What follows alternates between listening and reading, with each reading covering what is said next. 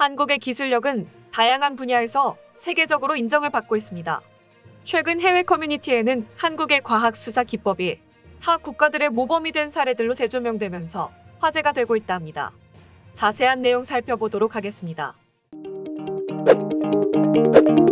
시대가 변화하면서 범죄 양상도 날로 지능화되어 가고 있습니다. 또한 인권이 중시되면서 수사와 재판 과정에서 증거의 중요성도 날로 커지고 있는데요. 그간 계속 발전해온 다양한 과학 수사 기법은 이 같은 범죄 환경에 대응하는 수사기관의 중요한 무기라고 할 수 있죠. 그중 한국의 지문 감식 기법은 전 세계가 배움을 요청할 정도로 독보적인 기술을 자랑하고 있습니다. 한국의 지문 감식 기법이 전 세계적으로 유명해진 첫 번째 계기는 인류 역사상 최악의 쓰나미라 불리는 인도양의 쓰나미 사태에서 나타났습니다. 인도양 쓰나미는 2004년 12월 26일 인도네시아 수마트라 인근 해역에서 발생한 대규모 지진에 의해 일어난 재난으로 100m에 달하는 거대한 파도는 인근 국가를 휩쓸다시피 했었죠. 무려 12개국에 달하는 국가들이 피해를 입었으며 사망자만 해도 28만 명에 이르는 규모나 지역적인 범위에서 전례 없는 피해라 부를 만했는데요. 때문에 한국인 희생자를 포함한 전 세계가 각국의 시신을 수습하기 위해 전 세계의 CSI 요원들이 모여들었지만 시신이 물에 불어 지문을 채취하기 힘든 상태였습니다. 여기서 한국의 기술력은 빛을 발했습니다. 타국의 CSI 요원들이 물에 젖은 시신을 말리기 위해 선택한 방법은 황당하게도 드라이기였습니다. 드라이기에 열로 말리는 것 이외에는 별다른 방안이 없었던 것인데요. 하지만 한국은 달랐습니다. 한국은 고온습 열처리법이라는 자체 개발한 지문 채취 방법이 있었기 때문이죠. 고온습 열처리법은 지문 채취가 어려운 미라형의 탈수 건조된 지문을 섭씨 100도 물에 담가 순간적으로 지문을 팽창시켜 채취하는 기법을 말합니다. 실제로 당시 이 기술을 이용해 한국 경찰들은 타국보다 신속하게 한국인 희생자 18명의 신원을 확인하는 데 성공했죠. 게다가 수십만 구의 시신 속에서 18명의 한국인들을 찾아내는데 불과 며칠도 채 걸리지 않았다고 합니다. 이처럼 타국이 1시간 동안 드라이기로 말리는 것보다 훨씬 많은 지문을 채취하는 한국의 모습을 본 FBI는 깜짝 놀라며 전 세계 CSI들을 소집했다고 합니다. 그리고 그들이 지시한 것은 한국에게 도움을 요청해 그들의 기술을 배우라 했죠. 그리하여 전 세계 CSI 요원들은 한국에게 기술을 전수받았고 최소 열흘 이상 걸릴 것이라 판단했던 시신 수습을 단 이틀 만에 끝마칠 수 있었습니다. 한국 경찰의 지문 감정 능력이 국제적으로 인정받은 사례는 이게 끝이 아닙니다. 2008년 9월 부산 선적 화물선 제우수호가 중국 광동성 해상에서 난파로 침몰한 적이 있는데 당시 과학수사팀이 현지로 진출, 한국인 3명을 포함한 시신 12구에 대한 지문 감정으로 한국인 3명의 신원을 모두 밝혀내며 다시금 한국의 기술력은 세간의 주목을 받게 되었죠. 그리고 지난 2019년도에도 외신들을 떠들썩하게 한 사건이 일어났는데요.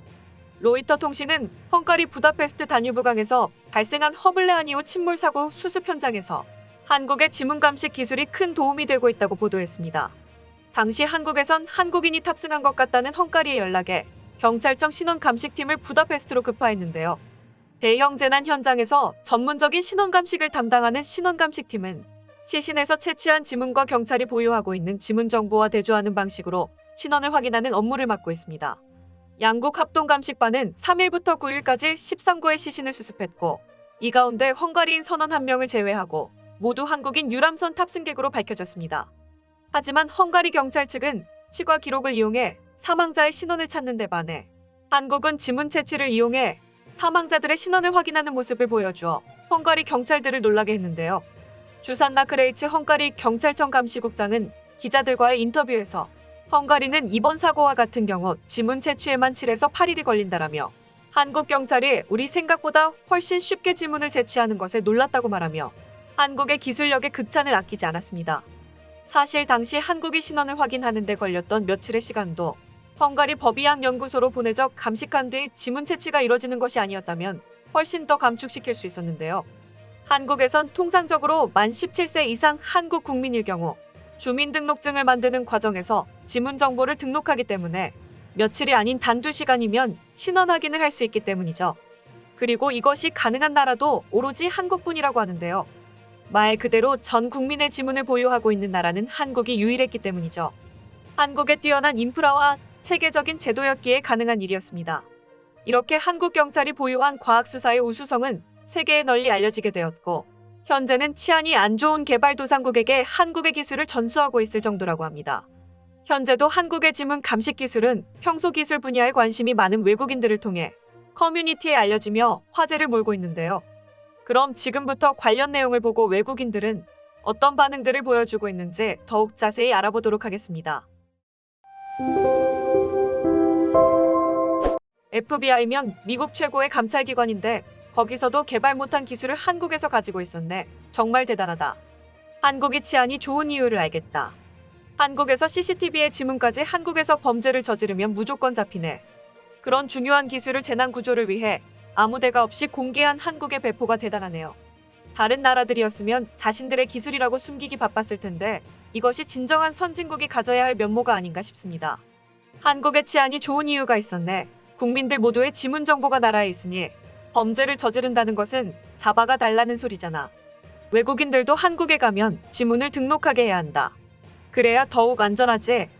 기본적으로 우리나라는 자신의 개인정보를 국가에 준다는 것에 굉장한 거부감이 있습니다. 그렇기에 아직까지도 아날로그를 버리지 못하고 체계적인 인프라를 갖추지 못한 게 아닐까 싶습니다. 전염병 초기에도 한국은 이러한 인프라로 극찬을 받았죠. 분명 자신의 지문 정보를 국가가 소유하고 있다는 것에 거부감이 드는 사람들도 많을 것이다. 하지만 한국을 봐라. 단순히 범죄에만 이용하는 것이 아니다. 재난과 실종 시 지문은 크나큰 도움이 될 것이다. 한국의 기술은 놀랍습니다. 일본을 뒤쫓다가 세계를 선도하는 혁신가가 되기까지 아주 먼 길을 왔습니다. 이젠 한국은 누구를 뒤쫓는 일을 하지 않고 다른 나라가 자신들을 뒤쫓게 만들고 있군요.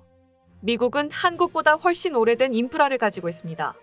그렇다면 훨씬 더 발전된 인프라가 구축되어야 하지만 미국은 그저 부유한 나라로서 발전하지 않고 답보되어 왔습니다. 지금까지 한국보다 훨씬 더 많은 자본을 축적했음에도 한국처럼 변화하지 않으려 합니다. 인도양 쓰나미는 정말 수많은 사상자가 일어났었죠. 전 세계가 나서 시신이나마 수습하기 위해 노력할 때 한국이 정말 큰 도움을 주었군요. 정말 대단한 일을 해낸 것 같습니다. 한국의 기술력에 감탄합니다.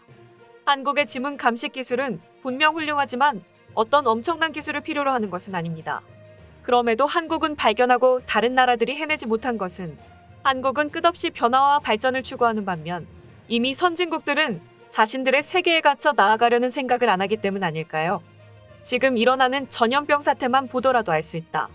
몇몇 나라들은 한국이 전염병이 절정을 향해 간다고 하지만 사망률은 세계 최저이다.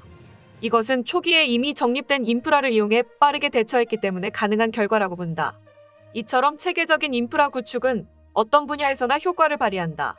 한국의 기술이 대단한 것도 대단한 건데 드라이기를 이용해 말릴 생각을 했다는 것이 더욱 창피하다.